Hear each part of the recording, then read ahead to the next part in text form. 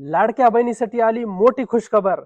नमस्कार मित्रांनो, तुमचं पुन्हा एकदा स्वागत आहे एका नव्या व्हिडिओमध्ये।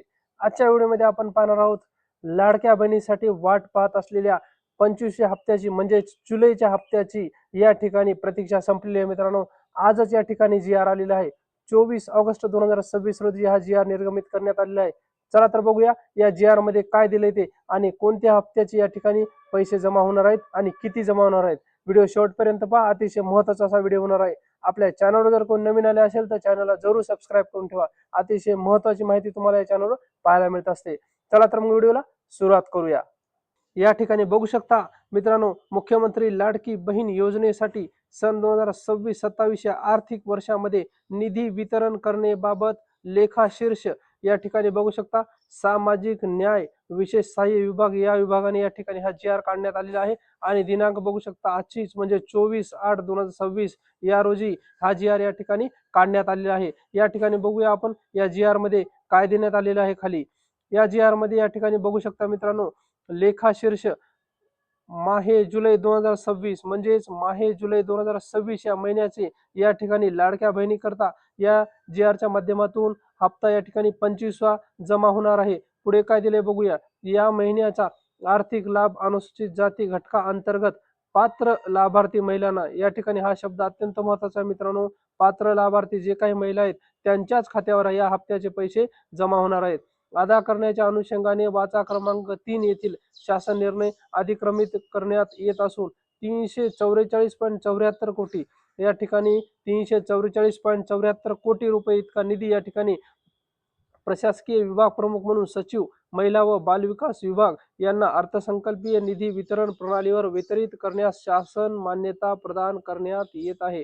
या ठिकाणी मान्यता देण्यात आल्याचं या जी.आरच्या माध्यमातून या ठिकाणी सांगण्यात आले आहे। माहे जुलै 2026 या महिन्याचा हप्ता लवकरच लाडक्या बहिणींना त्यांच्या खात्यामध्ये रक्षाबंधन या ठिकाणी जवळ आलेला आहे त्याच्या पूर्वीच या ठिकाणी हा हप्ता जमा होणार आहे। त्याकरता 344.74 कोटी एवढा निधी या ठिकाणी वितरित करण्याकरता मंजुरी देण्यात आलेली आहे। या ठिकाणी बघू शकता खाली काय दिले ते सद्यस्थितीत नोंदणी झालेल्या लाभार्थी महिलांना छाननी करून पात्र लाभार्थी महिलांना लाभ देण्यात येत असल्याची खात्री करण्याची जबाबदारी महिला व बाल विकास विभागाची राहील।